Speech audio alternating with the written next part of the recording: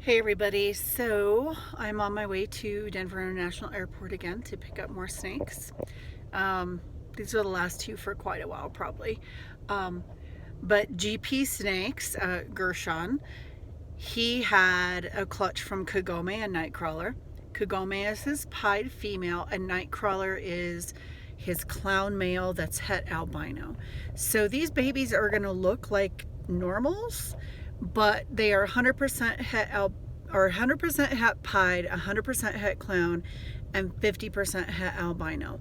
So I'm super excited about them. I was one of the uncles. It was a "Who's Your Uncle" clutch, and he wrote my channel name on his eggs, and I was so excited. So I got first. I got the ability to get a female and a male. So I'm heading to the airport to get them, and I'm very excited. Hey everybody, Angela from Triple H Serpents here. I am at the FedEx hub at the Denver International Airport, and I just got these guys in from Gershon at GPSnakes. So I'm gonna open them up. I know he's nervous, and I'm always nervous when I get something shipped too. It makes me nervous. But I can still feel the warmth on the top, which is important because it's cold here and cold where he lives. So they should warm up pretty fast if they are cold. Well, let's see. I got my scissors this time. I remembered.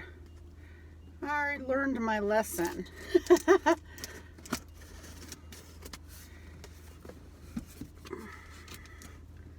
I'm doing it. Hold on. I just don't want to stab myself in the eye. Because if somebody could stab themselves in the eye trying to open the snake package, it would be me. I'm just saying. Okay, here they are.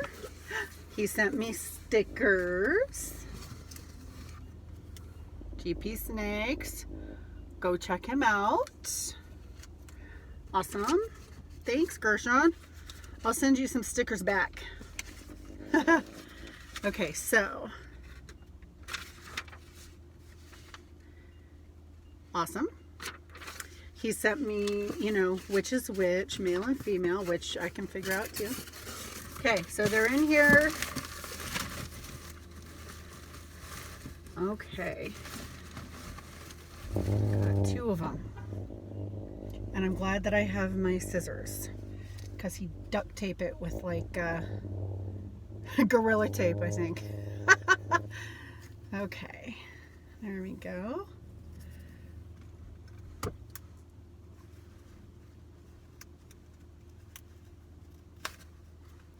I'm getting in. Hold on.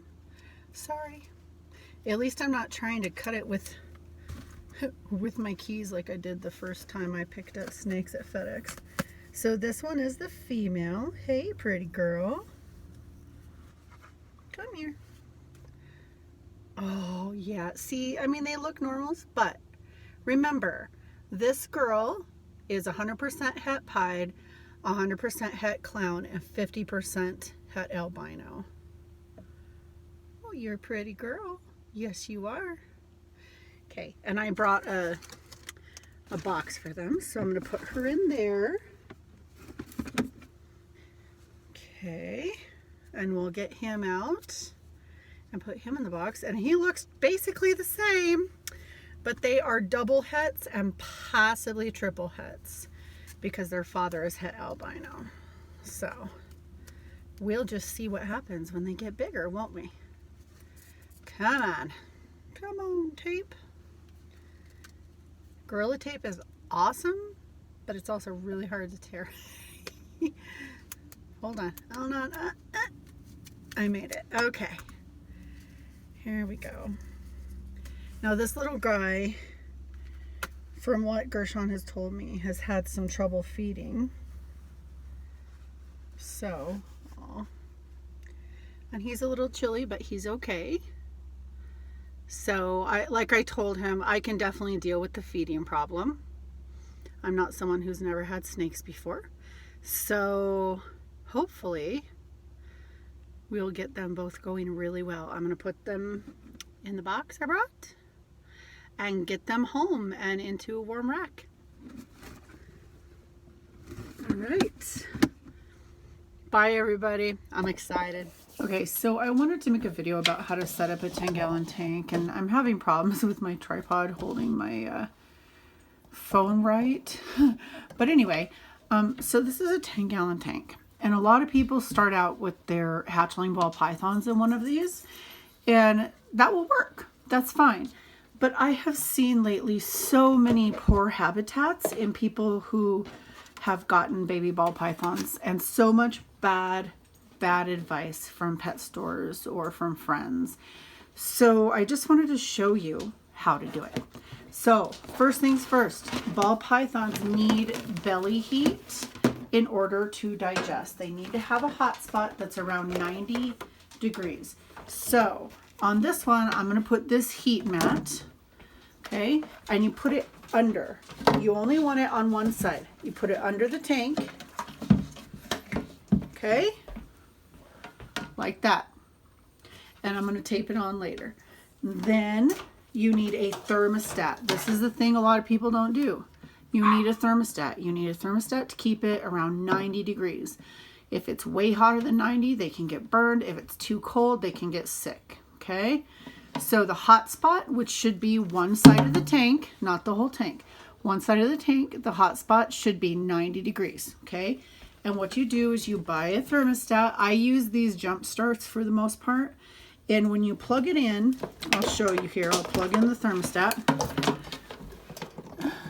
Okay. So it's showing the temperature of my room. But I have it set to 90, which it shows you if I push the set button. Okay. So here's the probe. Hold on. It's all tangled up. Just a second. Okay, so here's the probe. What you do, you take packing tape and you tape it on the mat, okay? Under the mat, on the mat, between the mat, and it doesn't matter, but it needs to be on the mat. And then you plug the heating mat or your heating tape or whatever you're using into the thermostat, okay? And then it will start to heat the mat, and then it will slowly go up to show you that it's working. I'll show you a little bit later this again, okay? So the substrate I recommend is coconut husk fiber chunks, okay? And this is too dry. When you get it, you need to soak it in water. And I've already soaked this in water to separate it out, but it's been weeks ago, so it's dried out, okay?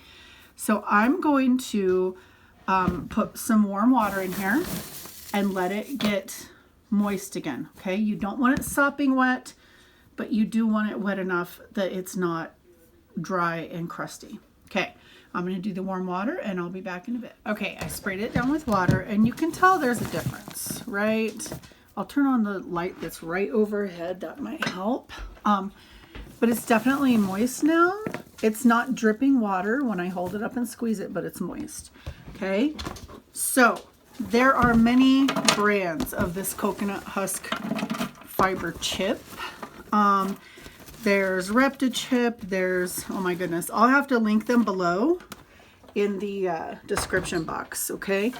Any of them is fine, but don't get the, this is my opinion, but also a pretty educated opinion. Don't get the coconut fiber that's really fine, okay?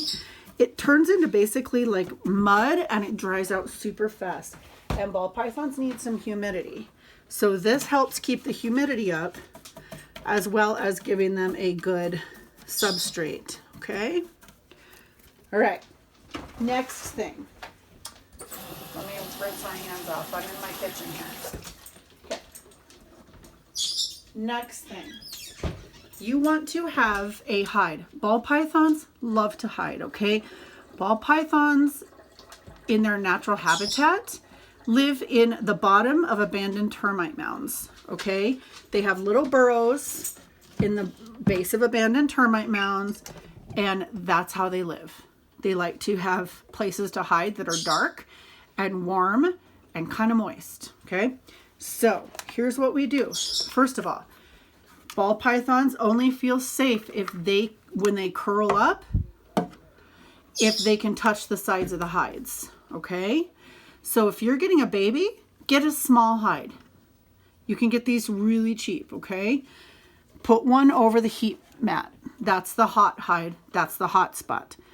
They need to have that 90-degree hot spot to digest their food properly, okay? So put one there, but then put one on the cold side too. Remember, they are reptiles. Reptiles cannot regulate their own body heat, okay? They don't make their own body heat. They only have the heat that we provide them. So if they get too hot in here for some reason, we want them to be able to hide over here and still have a dark spot that's cooler, okay? And then I typically put the water dish in between somewhere, okay? So I always have a water dish, and I have seen my ball pythons drink from water dishes, but just not necessarily a lot, okay? If they are hanging out in their water dish on a regular basis, your substrate is not right.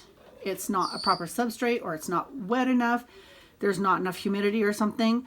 But hanging out in their water dish constantly is how they get respiratory infections. That in a dirty environment. Okay? So I'm going to get a water dish in here, and then I'm going to get a hatchling and show you what I'm talking about. Okay, so I'm switching the heat mats that I had, the heat mat that I had, because it was so big, and you really want the heat to be against the bottom of your tank. So I'm switching to some heat tape that I had. You'll probably be purchasing just a small heat mat and sticking it to the bottom. But I don't have another small heat mat. I've been giving them away or selling them to people. So here's what we do. First, I'm going to take my probe, and I'm going to use electrical tape to tape that on.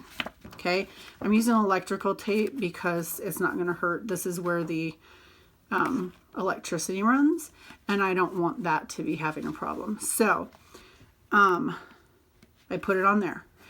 If you're using a heat mat, use packing tape, or even normal plastic tape will work. Your normal Scotch tape. Okay, and now I'm going to tape it to the underside of the tank, under where our warm hide is.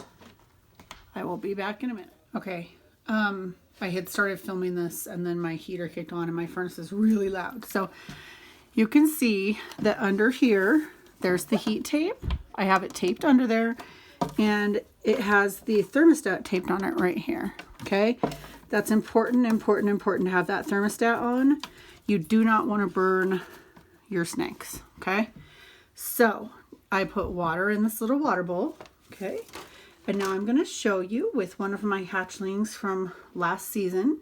This is a female 100% het albino and 50% het pied, but I'm pretty sure she's 100% het pied because she has some tracks, okay? So we're going to put her in here, and I want you to see, like, she fits perfectly in this little hide, okay? You don't need a huge hide. They like to be squished in their hide. She's about ready for a medium-sized hide, but a small hide is still fine for her, okay? And she's not going to live here long-term because I do different stuff. But this is for those of you who are getting a baby ball python, and you need to know this because I have seen way too many people not have good habitats for their ball pythons, and then their ball python gets sick or is malnourished or something, okay? So anyway, I just wanted to show you all, and I hope you have a good day.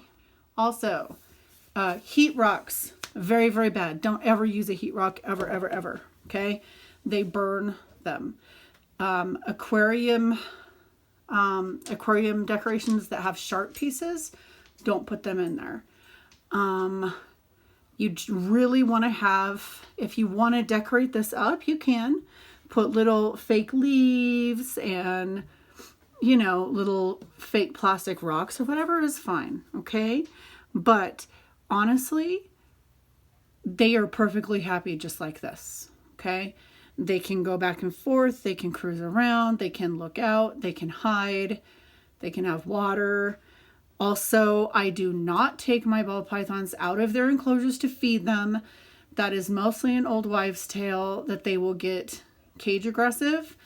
Ball pythons are smart. I mean, there's some snakes that, yes, they will get cage aggressive, but ball pythons know. They know. She knows I'm not a rat or a mouse, but if I put a rat or a mouse in here, she'd go after it, okay? So I just want you to know all these things that I keep seeing. Oh, also lights. Lights on top of the cage where they can possibly hurt themselves. Don't do that either. So if you need to bring your heat up more, just in general, your ambient temperature, like normally I just put them in the warmest room of my house, and then I make sure they have their 90-degree hot spot with the thermostat under a hide, okay? But using the lamps on top of the cage, eventually they're going to get big enough to climb up here and burn themselves. Also, do yourself a favor. Their humidity will go down really fast if you live in a colder area. So cover the mesh lid with foil. There's also something called lid locking clips. You can get them on Amazon for cheap. When they get big enough to actually reach this lid area and try to push it off, there's locking clips you can use. I mean, you can put something heavy on there, that's fine, but the locking clips are really handy. All right, I think that's everything I've seen. All right, I hope you all have a good day.